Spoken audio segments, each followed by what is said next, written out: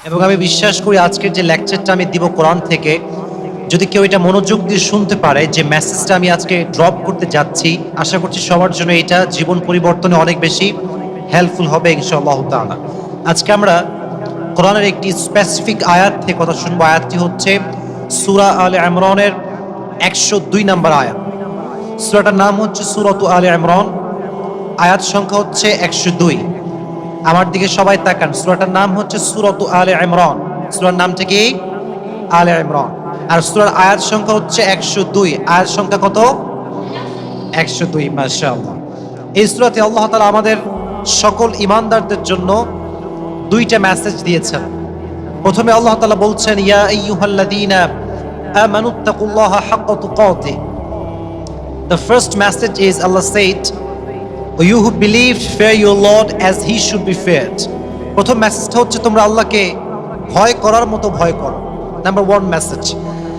Number 2 মেসেজটা হচ্ছে ওয়ালা তামুতুন্না ইল্লা ওয়া আনতুম মুসলিমুন।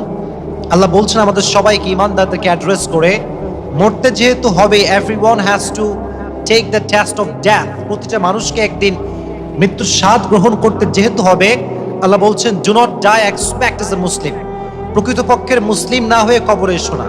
তাহলে 1 নাম্বার মেসেজ হচ্ছে আমরা ভয় করব, হৃদয়ে ভয় রাখবো একজনের উপরে। তিনি কে? আল্লাহর জন্য আমাদের হৃদয়ে ভয় রাখতে হবে, 1 নাম্বার। 2 নাম্বার হচ্ছে যেহেতু মারা যাব, প্রকৃতপক্ষের মুসলিম না হয়ে আমরা মরবো না। This are the 2 message of this আয়া। এই মেসেজগুলোকে আমরা হাদিস থেকে এক্সপ্লেইন করব এবং যা মেসেজ আমরা পাই রিসিভ করে বাসায় ফিরে যাব, এন্ড দেন আমরা অ্যাপ্লাই করব। ঠিক আছে ইনশাআল্লাহ? সকলেই বলেন ইনশাআল্লাহ। So the first message was, you have to believe your Lord as he should be believed, and you have to fear your Lord as he should be feared. আল্লাহকে বিশ্বাস করার মতো বিশ্বাস করতে হবে এবং আল্লাহকে ভয় করার মতো ভয় করতে হবে। ভয় অর্থটা আসলে কি? এই ভয়কে আরবিতে বলা হয় কখনো খৌফ, কখনো বলা হয় তাকওয়া। দুইটার অর্থ ভিন্ন ভিন্ন। তাকওয়া কাকে বলা হয় আমি একদম খুব বেশি ব্যাখ্যা দিব না, প্রেসাইজলি বলবো, যতটুকু পারা যায় খুব শর্টকাটে বলার ট্রাই করব। উবাই ইবনে কাব রাদিয়াল্লাহু তাআলা আনহুকে একবার ওমর ফারুক রাদিয়াল্লাহু তাআলা আনহু বললেন, হে উবাই ইবনে কাব, মা তারিফুত তাকওয়া। তাকওয়া কাকে বলা হয়? আল্লাহ যে বলেছেন ইত্তাকুল্লাহা হাক্কা তুকাতিহ, তোমরা আল্লাহকে ভয় করার মতো ভয় করো, এই তাকওয়ার অর্থটা আসলে কি? উবাই ইবনে কাব বললেন, ওমর তুমি কি কখনো কাঁটাযুক্ত রাস্তা হেঁটেছো? কাঁটা, চতুর্পাশে কাঁটা আর কাঁটা আর জঙ্গল, তুমি কি হেঁটেছো এমন রাস্তা দিয়ে? উবাই ইবনে কাবের এই প্রশ্নের জবাবে ওমর ফারুক বললেন, হ্যাঁ আমি হেঁটেছি, যে রাস্তায় অনেক কাঁটা আমি রাস্তা দিয়ে হেঁটেছি। তো আপনি কেমন করে হেঁটেছেন ইয়া ওমর, আপনার হাঁটার ধরনটা কেমন ছিল? তো তিনি বললেন যে আমার পায়ে জুতা ছিল, হাতে লাঠি ছিল, যেন কোনো সাপ বিচ্ছু আমাকে অ্যাটাক করতে না পারে। আর পায়ে জুতা কেন ছিল? যেন করে আমার পায়ে কোনো কাঁটা ডিঙ্গে না যায়, কোনো কাঁটা না ঢুকে যায়। আমি খুব সাবধানের সঙ্গে হেঁটেছি। উবাই ইবনে কাব বললেন, ইয়া Umar, that is the definition of taqwa. এটাই হচ্ছে তাকওয়া। ওমর ফারুক বললেন, এটা কেমন করে তাকওয়া হতে পারে? আমি রাস্তায় হাঁটলাম, কাঁটার থেকে বাঁচলাম, এটা তাকওয়া কেমন করে হতে পারে? তিনি বললেন, দেখো, দুনিয়ায় যখন তুমি চলবা, দুনিয়ার যে রাস্তা, এখানে হালালও আছে হারামও আছে। এই হারামটা হচ্ছে এটা কাঁটার মতো। যে হারাম থেকে বাঁচবে, হালালকে গ্রহণ করবে, সেই হচ্ছে আল্লাহর প্রকৃতপক্ষের মুত্তাকি বান্দা হয়ে যাবে। সুবহানাল্লাহ পড়েন। তাহলে যে ব্যক্তি হারাম থেকে বাঁচে, হালালকে অ্যাকসেপ্ট করে, হি ইজ দ্য রিয়েল মুত্তাকি, he has the fear of Lord. যে হারাম থেকে বাঁচতে পারে, তার হৃদয়ে ভয় আছে। একজনের আওয়াজ দিয়ে বলেন তিনি কে? এটা হচ্ছে প্রথম ডেফিনেশন, প্রথম সংজ্ঞা। দ্বিতীয় সংজ্ঞা আমি দিচ্ছি, আমার সঙ্গে সবাই এটা তাকবীর দিবেন। সবার মনোযোগ আমি চাই, ডান বাম করা যাবে না। ক্যামেরাম্যান ভাইরা এবং আমার অডিয়েন্স ভাইরা, ডান বাম তাকাবেন না। তাকবীর দেন সবাই মিলে, লিল্লাহি তাকবীর, মাশাআল্লাহ। 2 নাম্বার ডেফিনেশন হচ্ছে তাকওয়া অর্থ, কেউ আমাদেরকে শোনে না, কেউ আমাদেরকে দেখে না, বাট দেখে একজন, শোনেও একজন। আওয়াজ দিয়ে বলেন তিনি কে? দিস ইজ কল্ড তাকওয়া। যদি আমরা কোনো গুনাহ করি আর আমরা এটা মানতে পারি যে গুনাহটা কেউ না দেখতে পেলেও আমাকে আল্লাহ তাআলা দেখছেন, এটার নাম হচ্ছে তাকওয়া। এটার প্রমাণ হচ্ছে আমি একজন মুত্তাকি বান্দা। সুবহানাল্লাহ পড়েন। তাহলে বোঝা গেল তাকওয়া অর্থ হচ্ছে কেউ না দেখলেও আল্লাহ তাআলা দেখতে পান। এখন প্রশ্ন হচ্ছে, আল্লাহ যে দেখতে পায়, আমি প্রশ্ন করছি আপনারা আমাকে ইয়েস অথবা নো বলে জবাব দেবেন।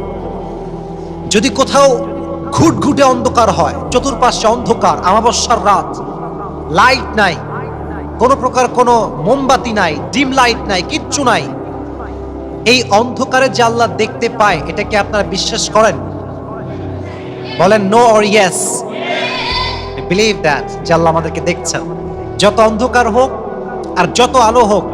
যদিও বা আমরা সমুদ্রের পানির গভীরেও হারিয়ে যাই, তলিয়ে যাই অতল গহ্বরে, তবুও আমাদেরকে দেখতে পাবে একজন। আওয়াজ দিয়ে বলেন তিনি কে? তিনি হচ্ছেন আরশে আজিমের মালিক, তিনি আমাদের আল্লাহ, তিনি আমাদেরকে দেখতে পান। তাহলে তাকওয়া অর্থ দুইটা বিষয় বুঝলাম। এক হচ্ছে, ইফ উই ওয়ান্না বি মুত্তাকি, then you have to protect ourself from every kind of হারাম থিংস। হারাম থেকে বাঁচে যে মুত্তাকি হয় সে, নাম্বার ওয়ান। নাম্বার টু হচ্ছে, তাকওয়া মানে হচ্ছে কেউ দেখতে পায় না, কেউ শুনতে পায় না, দেখতে পায় একজন, শুনতে পায় একজন। আওয়াজ দিয়ে বলেন তিনি কে? আল্লাহ আমাকে দেখছেন, এর নাম হচ্ছে তাকওয়া। এখন আসেন, সাহাবায়ে কেরামদের মাঝে তাকওয়া কেমন ছিল। এই তাকওয়ার ক্ষেত্রে আমি ফার্স্টে একটা ডেফিনেশন দিতে চাই ওমর ফারুক রাদিয়াল্লাহু তাআলা আনহুর বায়োগ্রাফি থেকে। ওমর ফারুক ইসলামী ইতিহাসের একজন বিজয়ী সৈনিক, একজন বাহাদুর বীর পুরুষ যাকে বলা হয়, ওমর ফারুক রাদিয়াল্লাহু তাআলা আনহু। ঘটনাটা একটু মনোযোগ দিয়ে শুনবেন, আমি খুব লম্বা বলবো না, জাস্ট শর্টকাটে বলছি মূল মেসেজটা দেওয়ার জন্য। ওমর ফারুক একদিন ঘর থেকে বের হলেন রাস্তায়, গভীর অন্ধকার রাতে দেখার জন্য যে কার কি অবস্থা, কে কি কেমন অবস্থায় আছে। যখন তিনি বাহিরে বের হলেন, তিনি দেখতে পেলেন যে একটা ছোট্ট কুঠের, ছোট্ট একটা, একদম ছোট্ট একটা ঘর, কাঠের ঘর, ঝোপড়ি টাইপের একটা ঘর। ঘরের ভেতরে তিনি শুনতে পেলেন যে মা এবং মেয়ে কথা বলছে, উভয়ের কনভারসেশন চলছে। মা তার মেয়েকে বলছে যে আম্মাজান শোনো, আমি বাজার থেকে দুধ নিয়ে আসছি, তোমার কাজ হচ্ছে তুমি দুধে পানি মিশাবা। যুবক ভাইরা বলেন দুধে কি মিশাবা? পানি মিশাবা। তো মা বলছে পানি মিশাও, মেয়ে বলছে নো, আমি পানি মিশাতে পারবো না। আম্মাজান বলছেন কেন, তুমি কেন পানি মিশাতে পারবা না, এই সমস্যা কোথায়? তো তিনি বললেন যে দেখো আম্মাজান, রাষ্ট্রের পক্ষ থেকে আমাদের রাষ্ট্রপ্রধান Omar Faruk, the prime minister, তিনি আমাদেরকে অর্ডার করেছেন যে দুধের মাঝে পানি মিশাবার মতো জঘন্য কোনো কাজ আমার দেশে কোনো প্রজা করতে পারবে। সো আমি এটা পারবো না, এটা আমার দ্বারা পসিবল না, এটা আমি করতে পারবো না। তো আম্মাজান বলছে তুমি মিশাও, কোনো সমস্যা নাই। ওমর ফারুকও নেই, পুলিশ নেই, র্যাব নেই, বিডিআর নেই, কেউ নয়, জাস্ট ডু ইট, করে ফেলো, সমস্যা নাই। তো মেয়েটা একটা জবাব দিয়েছে, this is the main message of this story. মেয়েটা বলছে আম্মাজান দেখো, এখানে ওমর ফারুকও নেই, রাষ্ট্রপ্রধানও নেই, পুলিশ নেই, বিডিআর নেই, র্যাব নেই, আর্মি নেই, নো ওয়ান ইজ হিয়ার। আমি মিশালে কেউ দেখতে পাবে না, বাট এই গভীর অন্ধকার রাতে কেউ না থাকলেও আরশে আজিম থেকে আমাকে একজন পর্যবেক্ষণ করবেন। আওয়াজ দিয়ে বলেন তিনি কে? আল্লাহ ক্যান সি দ্যাট, আল্লাহ দেখতে পাবে সেটা যদি আমি করি। এই কথা শুনে Umar Farooq, he was just thunder, astonish, surprised, অবাক। আরে এই যুবতী মেয়ের মাঝে আল্লাহর কতটা ভয়, কতটা মুত্তাকি সে, অবাক হয়ে গেল ওমর ফারুক রাদিয়াল্লাহু তাআলা আনহু। এটা একটা ফেমাস স্টোরি, আমি প্রায় মাহফিলে এটা বলেছি, আজকে খুব শর্টকাটে বলছি। Omar Faruk just come back করলেন বাসাতে, তার সন্তানকে ডাকলেন, তার নাম হচ্ছে আব্দুল্লাহ ইবনে ওমর। আব্বাজান কি হয়েছে, ডাকলেন কেন? বলছে তোমার জন্য একটা পাত্রী খুঁজে পেয়েছি, তোমার বিয়ের জন্য। তুমি কি বিয়ের জন্য রাজি আছো? তো বললো আব্বাজান মেয়েটা কে? সে ভাবছে আরে আমি তো রাজকুমার, আমি তো প্রধানমন্ত্রীর ছেলে, আমার বউ তো প্রিন্সেস হবে, রাজকুমারী হবে।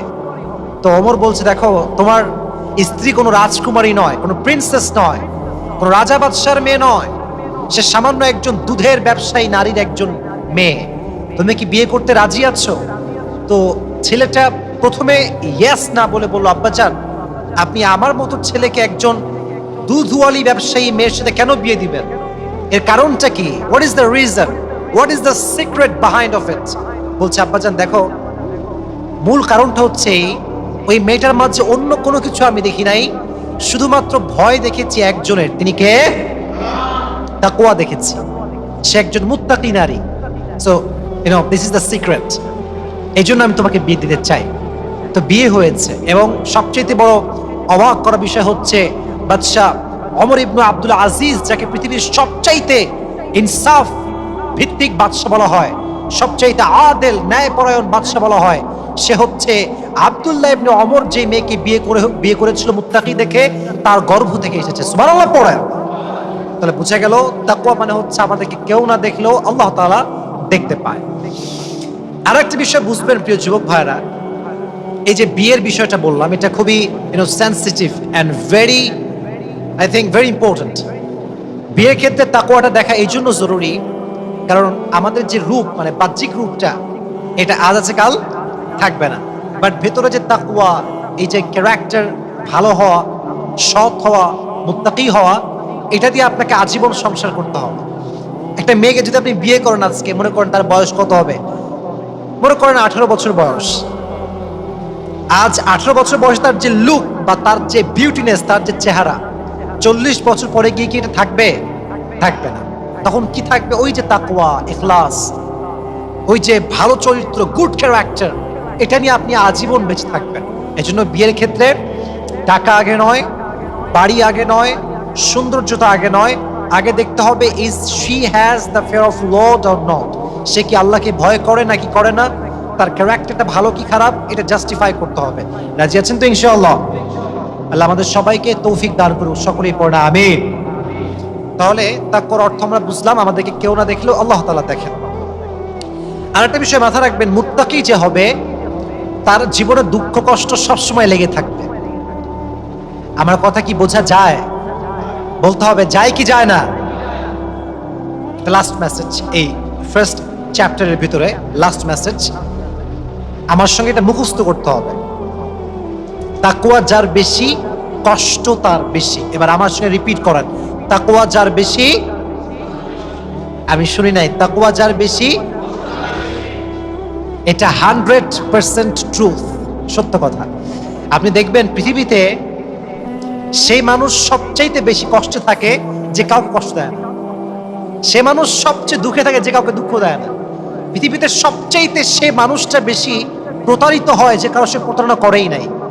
পৃথিবীর নিয়মটা হচ্ছে এইটা। তার মানে আপনি যত বেশি ভালো হবেন, তত বেশি আপনাকে আল্লাহ তাআলা কষ্ট দিয়ে ঘিরে রাখবেন। কারণটা কি?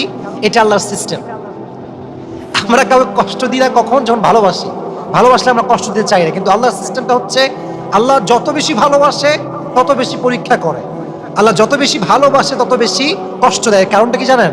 কারণ আল্লাহ আপনাকে জান্নাত দিতে চায়। সুবহানাল্লাহ পড়েন। যার দুনিয়ায় যত কষ্ট বেশি এবং এই কষ্টের পর যার যত সবর বেশি, তার জান্নাতের প্রাসাদ তত বেশি লম্বা হবে, তত বেশি প্রশস্ত হবে। সুবহানাল্লাহ। এজন্য আমার সঙ্গে রিপিট করেন, তাকওয়া যার বেশি, তাকওয়া যার বেশি, কষ্ট তার বেশি। এজন্য হতাশ হওয়ার কোনো কারণ। আচ্ছা, ছোট্ট একটা গল্প বলি, এটা মাঝে মাঝে আমি বলি, আজকেও রিপিট করছি। সেটা হচ্ছে, এক লোকের একটা ছাগল ছিল আর একটা গাধা ছিল। যুবক ভাইরা, একটা ছাগল আর একটা, মাশাআল্লাহ, একটা ছাগল আর একটা কি ছিল? গাধা। তো একদিন ছাগলটা গাধাকে ডাক দিয়ে বলছে, গাধা, আই রে গাধা, তুই শালা আসলেই একটা গাধা, তুই আসলেই একটা কি গাধা। তো গাধা বলছে, আরে পাগল, আমি তো গাধা, এটা বলার কি আছে, আমি তো আগে করেই একটা গাধা। তো বলছে যে তুই কি বুঝিস না যে মালিক আমায় কত ভালোবাসে, আমাকে কত কিছু খাওয়ায়, বিস্কুট দেয়, কেক দেয়, কত রকমের খাবার আমার জন্য, আর তোর জন্য খালি কিল আর থাপ্পড়, আর কিচ্ছু নাই। তো গাধা বলছে, আসলেই কথা তুই ঠিকই বলেছিস, মালিক তোকে বড্ড ভালোবাসে। তো তোরে কি ভালোবাসে আগের থেকেই বাসে না ইদানিং ভালোবাসে? বলছে ইদানিং ভালোবাসে। বলছে ইদানিং ভালোবাসে কেন জানিস? বলছে, আরে পাগলার, সামনে কুরবানির চাঁদ উঠছে, সামনে কুরবানি উঠছে, সামনে তোরা জবাই দিবে, তাই তোরা ইচ্ছা মতো খাওয়াচ্ছে, খালি খাওয়াই নি, সামনে তো জবাইয়ের দিন আসছে। তার মানে বোঝা গেল, দুনিয়াতে যেই বেঈমানরা, সুদখোররা খেয়ে খেয়ে ভুড়ি মোটা করছে, ওদের সুখের দিন বেশি দিন লং লাস্ট হবে না, ওরা মরতে দেরি, জাহান্নামী হতে দেরি হবে না। ঠিক না বলেন? তাহলে বোঝা গেল, দুনিয়াতে তাকওয়া যারা নিয়ে চলে তাদের সাময়িক কষ্ট থাকতে পারে, বাট মৃত্যুর পরে একটা সুখ আছে না নাই? তাহলে বোঝা গেল, তাকওয়া যার বেশি, কষ্ট তার বেশি। বাট আমরা হতাশ হব না, নিরাশ হব না, ভরসা রাখবো একজনের উপর। আওয়াজ দিয়ে বলেন, তিনি কে? আরো জোরে বলেন, তিনি কে? তাহলে বোঝা গেল দুইটা ডেফিনেশন, এক হচ্ছে হারাম থেকে বাঁচবো, দুই হচ্ছে যখনই কোনো গুনাহের কাজ আমরা করতে যাচ্ছি মাথায় রাখবো আল্লাহ আমাদেরকে দেখছেন। আল্লাহ আমাদের সবাইকে এই কথাটুকু বোঝার এবং মানার তৌফিক দান করুন, সকলেই পড়া আমিন। নাম্বার 2 মেসেজটা ছিল যে do not die except as a Muslim. যেহেতু মরতেই হবে, মুসলিম না হয়ে মৃত্যুবরণ করা যাবে না, এটা আল্লাহর মেসেজ। আচ্ছা, আল্লাহ বলছেন যে মুসলিম না হয়ে কবরে এসো না। এবার আমি প্রশ্ন করি আপনাদের সবাইকে, আর উই মুসলিম অর নট? আমরা কি হিন্দু না মুসলমান? আরে বাঘের বাচ্চা মতো আমরা হিন্দু না মুসলমান? আমরা মুসলমান। বাট আল্লাহ বলছেন do not die except as a Muslim. মুসলিম না হয়ে মৃত্যুবরণ করো না। তাহলে আমাদের মুসলমান হওয়া এবং আল্লাহর মুসলমান হতে বলা, এই দুটার মাঝে একটা পার্থক্য আছে না নাই? ডেফিনেটলি একটা পার্থক্য আছে। তার মানে আল্লাহ যে মুসলিম হিসেবে দেখতে চায় আমাদেরকে, ওইটা আমরা এখনো হতে পারি নাই। আমাদেরকে হতে হবে। কিভাবে হতে হবে? আমি ছোট্ট একটা ব্যাখ্যা দিচ্ছি, এটার মাঝ দিয়ে আমাদের ওয়াজ আজকে শেষ হয়ে যাবে।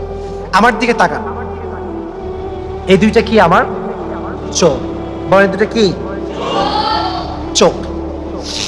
এই চোখ দিয়ে আমরা সবকিছু দেখতে পাই। লাইক আমার সামনে ক্যামেরা আমি দেখতে পাচ্ছি, আমার সামনে অডিয়েন্স আমি দেখতে পাচ্ছি, এই যে লাইট, এই যে ফ্যান, পেছনে ব্যানার, চেয়ার, আমার আইপ্যাড, আমার এই যে আমার পানি পান করার একটা mug, I can see everything. সব দেখতে পাচ্ছি আমি, সব দেখতে পাই আমি চোখের মাধ্যমে।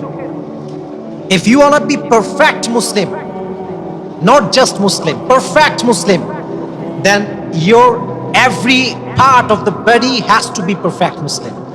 মানে হচ্ছে, যদি আপনি মুসলমান হতে চান, নামে মুসলমান হলে হবে না, চোখ মুসলমান হতে হবে, কান মুসলমান হতে হবে, এই নাক মুসলমান হতে হবে, এই ঠোঁট মুসলমান হতে হবে, এই জিহ্বা মুসলিম হতে হবে, হাত মুসলিম হতে হবে।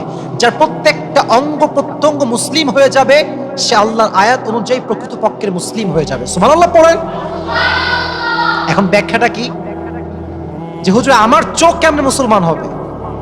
আমি তো মুসলমান, এটা আমি বুঝলাম, বাট আমার চোখ কেমনে মুসলিম হবে?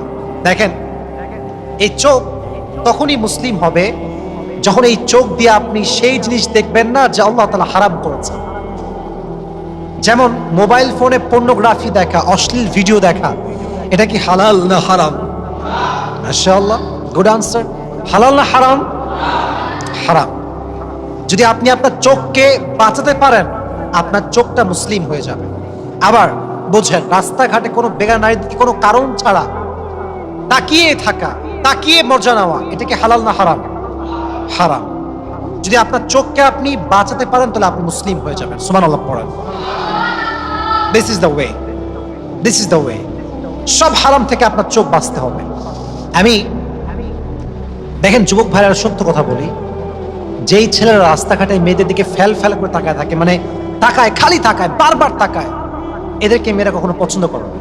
এটা হচ্ছে ক্যারেক্টারলেস হওয়ার একটা নমুনা, যে বারবার আপনি একটা মেয়ের দিকে জাস্ট একটা চাহিদা মেটাবার জন্য, শখ মেটাবার জন্য তাকাচ্ছেন। এটা আপনার দুইটা ক্ষতি। এক হচ্ছে আপনি গুনাহগার হচ্ছেন, দ্বিতীয়ত আপনার প্রতি মেয়েটার যে চিন্তা, এটা খারাপ হচ্ছে। অতএব বোঝা গেল, চোখ ভালো যার, চরিত্র ভালো তার। ঠিক না বলেন? যে চোখ ভালো রাখতে হবে। আপনি চোখ দিয়ে হারাম কোনো কিছু দেখবেন না। এখন ছোট একটা ঘটনা মনে পড়ে গেল আমার, যেটা আমি এর আগেও বলেছিলাম আমার কোনো একটা ওয়াজে মেবি। এটা খুব মনোযোগ দিয়ে তোমার যুবক ভাইরা শুনবে। আমার চোখে চোখ রাখো, তাকবীর দেন সবাই মিলে, লিল্লাহি তাকবীর। কোনো ঘটনা বলার পেছনে অনেক বড় একটা জিনিস লুকায় থাকে, মেসেজ থাকে। এই জন্য ঘটনা মনোযোগ দিয়ে শুনতে হবে। আমি প্রায় সময় একজন ব্যক্তি না আপনাদের সামনে, সবার সামনে বলি, তার নাম হচ্ছে মাওলানা তারিক জামিল, পাকিস্তানের একজন টপ ফেমাস স্কলার। তিনি তার একটা বক্তব্যে বলছেন একজন যুবকের কথা, পাকিস্তানের যুবকের কথা। একজন পাকিস্তানি যুবক মেডিকেলে ভর্তি ছিল দীর্ঘ কয়েক সপ্তাহ যাবত। তো মেডিকেলে ভর্তি হওয়ার পরে পাকিস্তানি যুবকের কাছে একটা নার্স প্রত্যেকদিন আসতো, প্রত্যেকদিন যেত। যেহেতু নার্সদের কাজই হচ্ছে মানুষদেরকে সেবা করা, তো প্রায় 2-3 সপ্তাহ যাবত যুবকের খেদমত সে করেছে, তার সেবা সে করেছে। 2 সপ্তাহ পরে গিয়ে যুবকের যখন রিলিজের সময় আসছে, যখন যুবক রিলিজ হয়ে যাবে, ঠিক সেই সময় এসে যুবকটাকে মেয়েটা বলছে, নার্সটা বলছে যে আমি আপনাকে একটা কথা বলতে চাই, যদি আপনার পারমিশন থাকে তবেই বলবো। তো মেয়েটা বলছে যে যদি আপনি পারমিশন দেন তবে বলবো, না হয় বলবো না। তো যুবক বলছে ঠিক আছে, বলেন কি বলতে চান। তো মেয়েটা সরাসরি তাকে প্রপোজ করে বলছে যে will you marry me or not, আপনি কি আমাকে বিয়ে করবেন কিনা। তো যুবক বেচারা কেবল রিলিজ পাবে, অবাক হয়ে গেছে শুনে, আরে আমাকে একজন নার্স, এবং সে খ্রিস্টান, সে কোনো মুসলিম নার্স না, যুবক তো মুসলিম, নার্স হচ্ছে খ্রিস্টান। তো খ্রিস্টান নারী মুসলিম যুবককে বিবাহের প্রস্তাব দিয়েছে, সারপ্রাইজিং ম্যাটার। তো বলছে, আরে বোন, তুমি তো একজন খ্রিস্টান, আমি তো একজন মুসলিম যুবক, আমরা কিভাবে বিয়ে করতে পারি? ইটস কোয়াইট ইম্পসিবল, এটা হতে পারে না। তো মেয়েটা বলছে, যদি আপনি আমাকে বিয়ে করতে রাজি হন, তবে আমি আপনাকে প্রমিস করছি যে আমি কালেমা পড়ে মুসলিম হয়ে যাব। সুবহানাল্লাহ পড়েন। তো এই কথা যখন যুবক শুনেছে মেয়ের থেকে, তখন যুবক বলছে যে আপ মুঝে হি শাদি কিউ করনা চাহতে हैं? পৃথিবীতে যুবকের তো কোনো অভাব নাই, কত যুবক আছে, খ্রিস্টান যুবক, হ্যান্ডসাম লুকিং, তাদের কি বিয়ে করবেন, কোনো কি সমস্যা, আমি কেন? তো মেয়েটা বলতেছে, দেখো এর একটা স্পেশাল কারণ আছে। কারণটা হচ্ছে এই, মূলত আমি তোমার সেবা করছি প্রায় 1-2 সপ্তাহ যাব। আমি একটা বিষয় খুব ভালো করে অবজার্ভ করেছি, যে আমি তোমার কাছে অনেকবার এসেছি, অনেকবার তোমার সেবা দিয়েছি, কখনো ওষুধ দিয়েছি, কখনো মেডিসিন দিয়েছি, কখনো তোমাকে ইনজেকশনের জন্য এখানে এসেছি। But one thing I have observed is तुमने कभी मेरी तरफ आंख उठा के नहीं देखा। আমি একটা বিষয় লক্ষ্য করলাম, তোমার কাছে আমি এতবার এসেছি, আমি এত সুন্দরী একজন মেয়ে, যত যুবক এখানে অ্যাডমিট সবাই আমার দিকে তাকায়, বাট তুমি আমার দিকে তাকাও না। আমি ভাবলাম, যে যুবকটা তার ধর্মের জন্য তার চোখকে এত সুন্দর হেফাজত করতে পারে, সে আমার মতো নার্সকে বিয়ে করলে সে কখনো তার ইমান যেটা আছে সে কখনো বেঈমানি করতে পারবে না, ঠিক কিনা বলেন? তাহলে বোঝা গেল, চোখ হেফাজত করলে আল্লাহ আপনাকে সুন্দর উত্তম জীবন সঙ্গী দিবে। এজন্য আজ থেকে আমরা ট্রাই করব এই চোখটাকে হেফাজত করবার জন্য। রাজি আছেন তো ইনশাআল্লাহ? এই চোখ বড় দামি জিনিস। যার চোখ ভালো তার হৃদয় ভালো, যার চোখ ভালো তার অন্তর ভালো, যার চোখ ভালো তার চরিত্র ভালো। চরিত্র ভালো করতে চাইলে চক্ষু হেফাজত করবো, ঠিক আছে ইনশাআল্লাহ? আল্লাহ আমাদেরকে তৌফিক দান করুক, সকলেই মন করে পড়া আমিন। তো চোখ মুসলিম কেমন করে হবে? যখন এই চোখ দিয়ে আমরা হারাম জিনিস দেখবো না। এই জবান মুসলিম কেমন করে হবে? যখন এই জবান দিয়ে আমরা কারণে গীবত করবো না। গীবত বাংলাদেশের যুবক ভাইরা আছে না নাই? বদনামের শেষ নাই। বাংলাদেশ এমন একটা জায়গা, এখানে হুজুরদের বদনাম সবচাইতে বেশি হয়, খালি বদনাম। এবং এই বদনাম আপনারা করেন না, হুজুররাই করেন। হুজুরদের বদনাম করতে কোনো পাবলিক লাগবে না, সাংবাদিক লাগবে না, হুজুররাই এনাফ। হুজুররা বলে আরেক কোনো সাংবাদিক লাগবে না, উই আর এনাফ। খালি একটা কন্টেন্ট পাইলে হয়, পুরো ফেসবুক গরম করে ফেলবে। হুজুররা হুজুরদের বিরুদ্ধে খুবই সোচ্চার, হুজুররা হুজুরদের বিরুদ্ধে খুবই গীবতে মাশাআল্লাহ এক্সপার্ট বলতে গেলে। এই জন্য যদি জবানকে আপনি মুসলমান বানাতে চান, গীবত করবেন না। রাজি আছেন তো ইনশাআল্লাহ? আচ্ছা, আরেকটা বিষয়, চোখ গেল, জবান গেল, এবার আসছেন হাত এবং পা। এটা আমার লাস্ট কথা। এই হাত মুসলমান কেমন করে হবে? মনে করেন আপনি একজন গভর্নমেন্ট অফিসার, আপনার একটা সাইনে লক্ষ কোটি টাকার ডিল হয়। আপনি যদি কোনো সুদের পেপারে সাইন করেন, ঘুষের পেপারে সাইন করেন, আপনার এই হাত কি জান্নাতে যাবে না জাহান্নামে যাবে? আপনি যখন এই হাত দিয়ে এমন কোনো কাজ করবেন না যেটা হারামের অংশ হিসেবে কাজ করে, you are the perfect Muslim, you are the perfect Muslim. এই পা, মুভির তো শেষ নাই বাংলাদেশে। আমরা যদি মুভির বিরুদ্ধে বলি, আমাদেরকে মানুষ মুভি হুজুর বলে। আমরা বিরুদ্ধে ওয়াজ করলেও সমস্যা, না করলেও সমস্যা, কঠিন এক বিপদে আমরা আছি। এই যে মুভি রিলিজ হচ্ছে, একের পর এক রিলিজ হচ্ছে, আর যুবকরা যাচ্ছে পায়ে হেঁটে। কিসে হেঁটে যাচ্ছে যুবক ভাইরা? পায়ে হেঁটে। প্রত্যেকটা ধাপে ধাপে গুনাহ আছে না নাই?